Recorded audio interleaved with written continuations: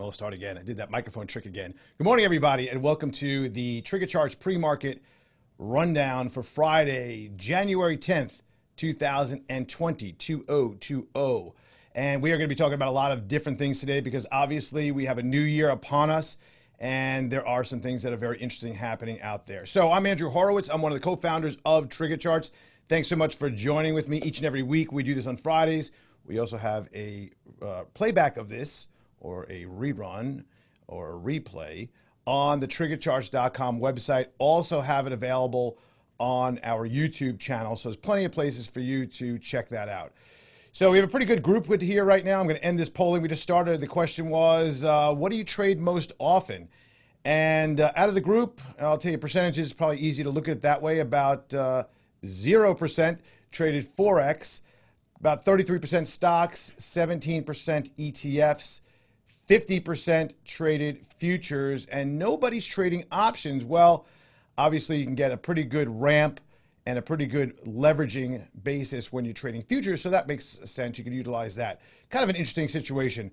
I want to mention here also, I'm going to put this down in the chat. You can send me over your stocks, your futures to take a look at. We'll get through that. We have plenty of names we're going to talk about as well. But also, before we go any further, number one, thank you for making us the top ranked as well as the most popular trading apps on the TradeStation Trading App Store. Also, anybody that signs up for the subscription for the Commander Series will get a special $199 value for the advanced coaching session where you can take this. It's about 4 hours at your leisure. So check that out. Make sure that you do that.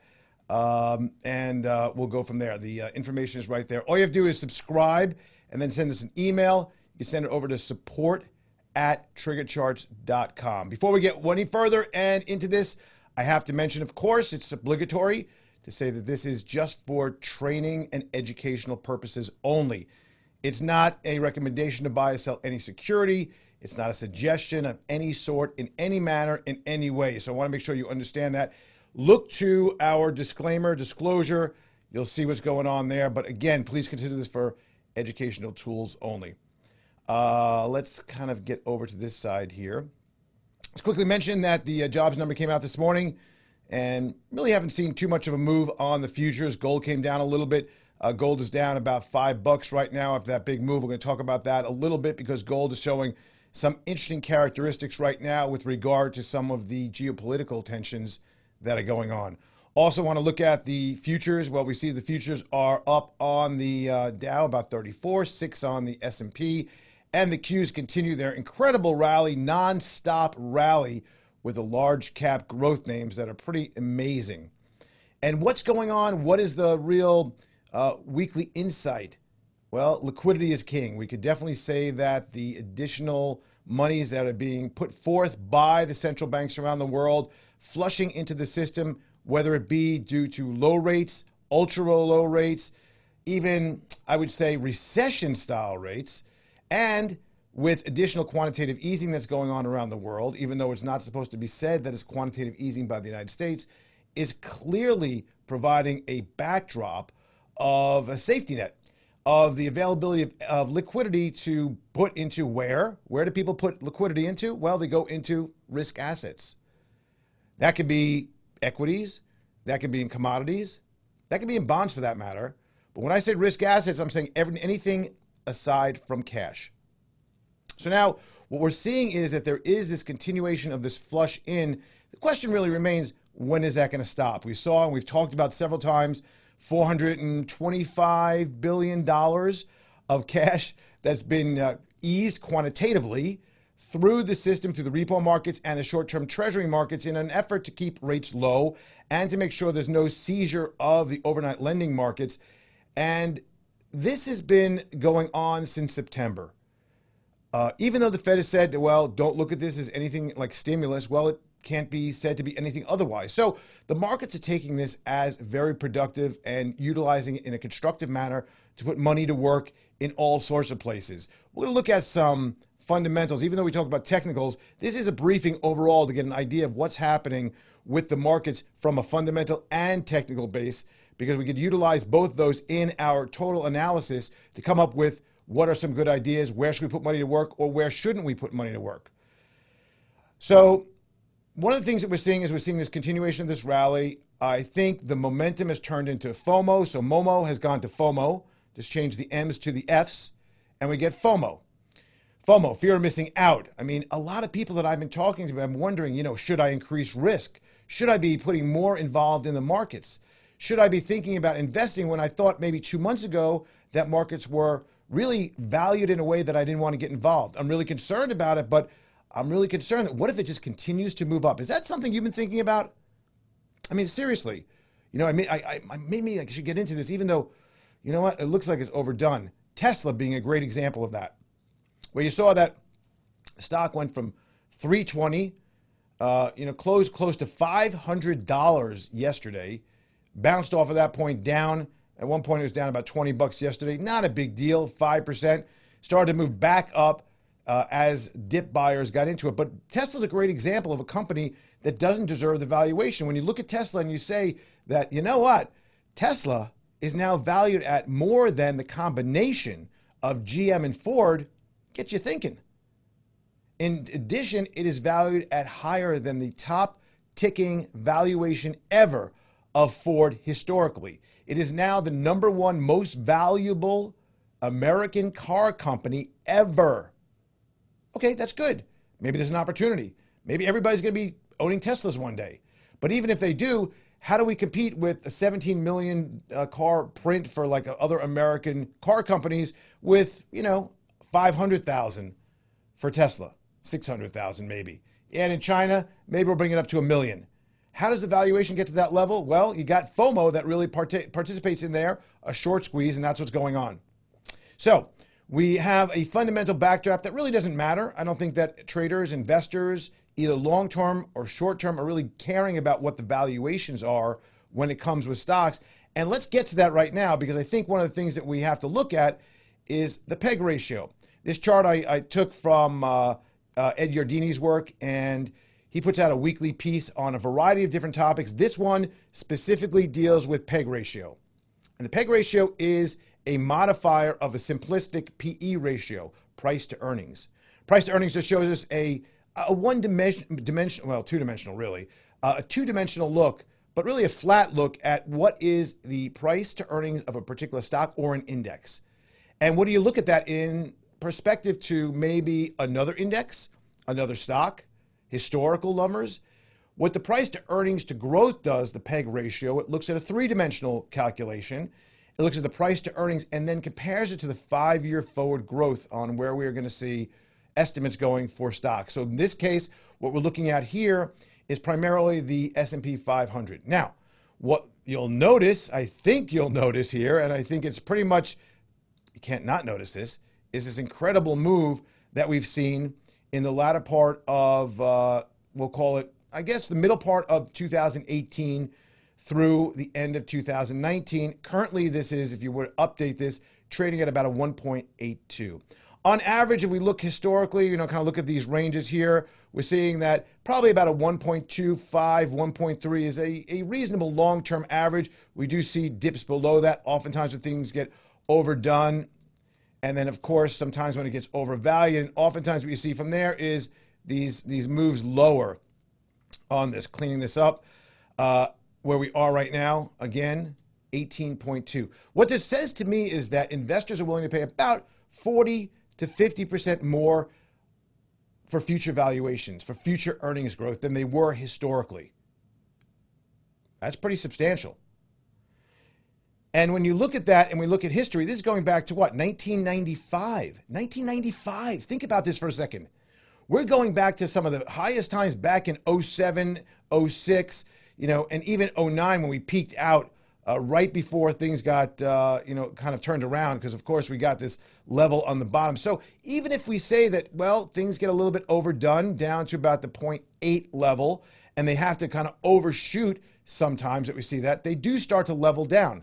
Anytime we do see this, we see a run up. And this one in particular though, and the thing that really caught my eye on this, and it probably caught your eye as well, was the incredible move higher vertically. This, we've seen other times when this moved up and then it kind of starts to, move sideways a little bit, then it kind of finalizes and you see this thrust higher. But this parabolic move up we've seen is very similar to what we saw, I hate to say this, in 08, 09. And we know that basically stocks cannot hold valuations very long if they're overvalued to a level where earnings, in fact, don't meet up with expectations. So what we have here is a mixture for a question. And the question is, are stocks, where earnings season starts next week, JP Morgan, some of the big banks will start reporting next week, are stocks valued for perfection right now, or are they terribly overvalued and any level of disappointment is really going to cause some problems? I would say that they're pretty much valued for, I think it's valued for perfection right now. And we have to be very careful about where things are going and what's going to be the outlook when it comes to this, because valuations eventually will matter. What else do we have to talk about? Whoa, the 23-hour war. I don't know. Maybe it was an 18-hour, maybe it was a 5-hour war. I don't know. But basically, we got a killing of a major general by the United States in Iraq, an Iranian general. Then we saw a retaliation by Iraq. They shot about a dozen missiles, somehow decided that, we're not going to hit anything with these. So let's hit the sand, let them explode, make a big fireworks storm, and whoo, they'll be scared. And then President Trump said, you know what? Okay, good. We're done for a while. Iran says, yeah, let's de-escalate. I don't know if there's going to be any kind of further escalation with this, but it would seem to me that the Iranians are a little bit more pissed off than just firing 12 missiles into the sand. And I would venture to say that we have to be on our toes for news items that will come out in this area. On the news, we saw a gold spike. You could look to the right here. Clearly, we saw that there was this incredible spike of gold on the news right here. This level right here, above the 1600 level, highest in 7 years. And then when we saw this de-escalation come, the reversal, very similar look to what we saw in oil. One of the things that I think is really interesting here is I drew this line right here. We came right back down to support of an altimeter level on a daily basis and then bounced right off of that. And I think that's going to provide some support about the 1542 level approximately, because when you draw this line, you look across, there's another area right here of an altimeter that we see some support. It's not the best support that I would like to see. I prefer something in this range right here where we can see multiple levels across. So possibly you have down at 1522. If you were thinking you want to be long gold, and here on a daily basis, called gold right at a long, what is that? Maybe December 24th, 23rd. We got a yellow bar, which is our alert from our autopilot on the chart at about 1485. You got long and drove it straight up, still holding it long at this point. The altimeter that formed was a little interesting also, because one of the things you don't see here, and I'm going to bring this down and show you something, is we only have 2 horizontal lines. Now, this is something that you don't see that often and very important to look at, because when you see 2 lines, what you're really seeing is one of the lines hidden behind the other. And oftentimes when you see that, you see the high volume level and an important level of support also hidden behind. So right here in this range, you're seeing both the, if you look here, you're seeing the cruise and the stall, or the support and the high volume mark, if you will, the point of control that are at that point. So now when I draw a line across and I find that to be a significant level of support, I'm really thinking, hey, that's something I want to watch. That's something that I really what I'm really looking at as something very important. So I would really take this down, and I would, let's kind of go down here. I would keep a real watch there as a bounce point. 1522, we'll call it, on gold. So if you're interested in getting involved with gold, that may be an area that you can wait for a pullback into possibly, or if you want to kind of think about getting long gold, this also in this area here, this bounce at 1542. It's only $20 down to the next level, so I would have some patience with that. All right, what else do we got here? Let's take a look. Moving markets this week, clearly price action. You know, price action begets more price action, becomes momentum. We're seeing that. Last week, we had our first week, full week of a pullback for some time. There's been low volume on markets recently. Next week, we're going to see some important numbers economic-wise. We're going to see CPI, PPI. We're going to see retail sales. We're going to see import and export prices, housing starts, as well as the University of Michigan, the preliminary for January. Today, We saw that the numbers came out for the employment a little bit lighter than expectations, down to the 142 level. I don't know if it tells us anything necessarily. The only thing that the bulls from the area of the Fed are going to say in stimulus is, you know what, more reason to stimulate. Keeping rates lower for a longer period of time. Wage growth was a little bit light today, but otherwise the numbers are pretty much in line, generally speaking. I would not say that I would think that there isn't the possibility. Well, let me say it differently. There's the possibility that, you know what, into the weekend with some geopolitical overhang, with an okay number, we got through that. It was not a blowout number, like really exciting. Wage growth down a little bit. Potential for a flat market throughout the day, even though we may see a pretty good pop on the open, like we've seen this continuous 9:30 Pavlovian response to the market. When that ding, ding, ding happens, you know, we see that people are just buying in. We're going to talk about some stocks. Tesla, LK, we've talked about that a couple of months ago. Hopefully you took a look at that one. That one has really been a powerhouse. We talked about crude a little bit and gold. We're going to talk about SPCE, Macy's, Kohl's, BBBY, not showing up so well. Let's get right into it. Of course, I'm going to put the word here. I'll put that here. And I'll mention that, of course, all the things that we're talking about today, especially the Commander series, available on the trading app store of TradeStation. You can check those out. All right, so what do we have here? Let's go down a little bit here. Let's look at the Qs. Qs in a total ramp up, and you don't see any real amount of let up. There seems to be some level of overdone, possibly, you know, ticking us back to the 8,800 level. About 200 points, about 2% or so, 2.5%. On the Qs, momentum on a daily basis, positive. Momentum on a shorter term basis is starting to come down a little bit, but nothing really to worry about. We see that there's decent support here at the 90.25 level on the shorter time frame, somewhat just from yesterday's low tick down. When I look at this, I really don't see anything that's of substance to talk about, other than we're an uptrend. There's not questionable since October. A couple little ins and outs over time when we look at the long term. When we look at this up top here, we're seeing that we've been 12 weekly long positions, long bars in a long positions, 5 on the daily, 240 has been 14. Long on the, what do we got here? What did I put up here? Let me move this here a little bit. Bear with me. Okay, 60-minute and the 30-minute. You could change these around to different numbers if you want. You can use this as 30 is always standard here. 90 minutes. You can move this to 120 minutes. You can move this to 240 and have this as daily, whatever you choose to be. USD, the dollar index, has been kind of coming in, interestingly enough, recently. Right now it's down a little bit, down about 80, where is that? Oh, excuse me, pardon me, this is not the US dollar index. I don't know what I'm talking about. This is oil. So oil kind of moved down after that. Dollar's been coming in as well, the Dixie.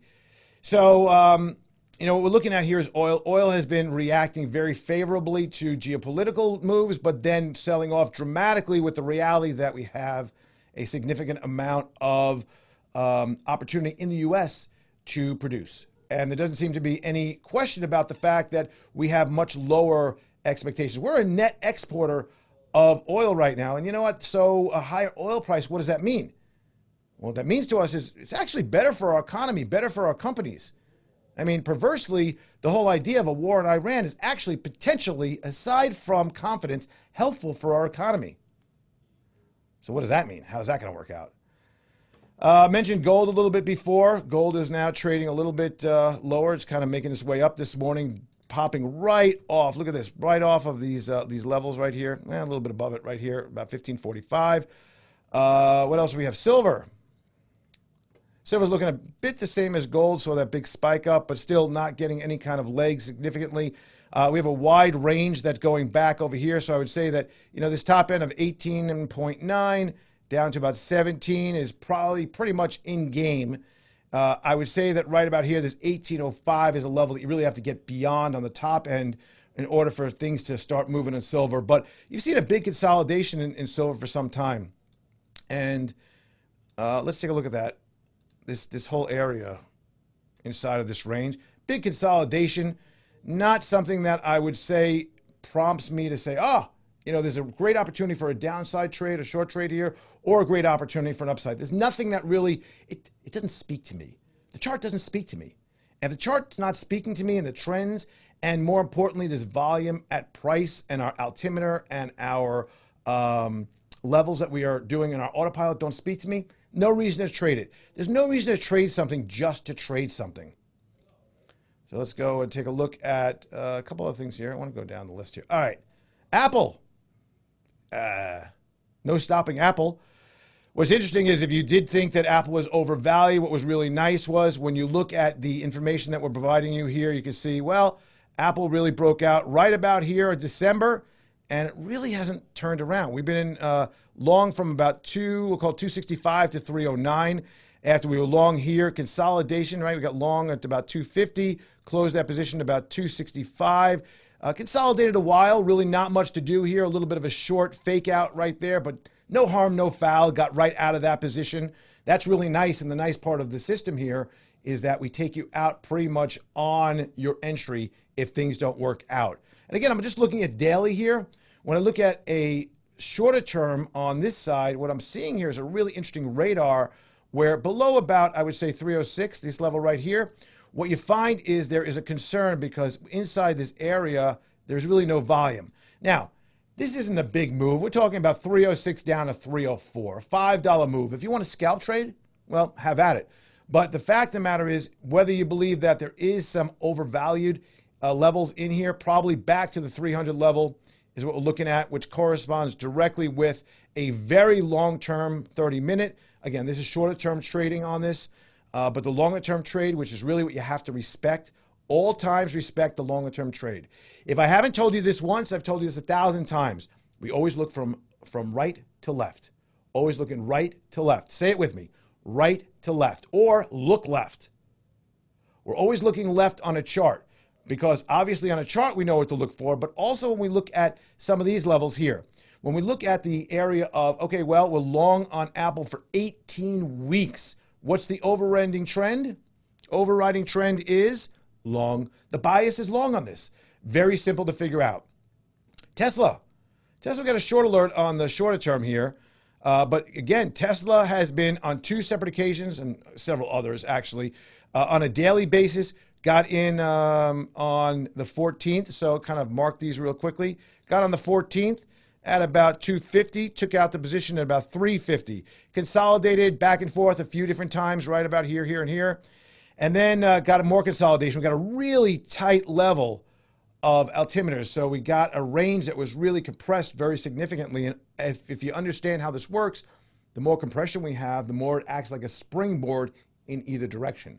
In this case, the overriding trend was to the upside. So when it did break above, we saw this move and a confirmed signal at about 344, about 345. And then the out came in at about 429. And then it consolidated a little bit. And then we got another signal at 429 and now trading at about 483, closed, actually closed yesterday. Let's see. Control R. Let's kind of refresh this here. 498 was the high. It closed down at 481 yesterday, trading up at 484 today. So this is a really good example of how utilizing longer-term signals can really keep you away from some of the noise on the interim signals. Right now, that when I look at this, I think there is a good opportunity for Tesla to come back and retest this we'll call it, I'll get the exact number, just hover over it and you'll find, and look down, we see 429.84 is our area of lift. And what you could do for yourself is draw yourself a line or put an alert in. About 430 would be an area that you could look for as a potential area to get in on, or if you're thinking that maybe it will retest, you could possibly get into the short. But understand that the long-term trend here is long for Tesla. Whether it's overdone or not, this would have got you in the trade. If you look at it just fundamentals, you would say I didn't want to be involved in this. LK, I want to look at this. Look at this thing. This thing's a monster. It's an absolute monster. One of the things that happened here, it IPO'd back, last year, got over that IPO level. That's always an important level, 26. And from there, pretty much off to the races. Broke out over the last couple of days, did a retest. This was really interesting. I was watching this. We got a really good aileron, and that's a separate indicator that you can add to any of your charts.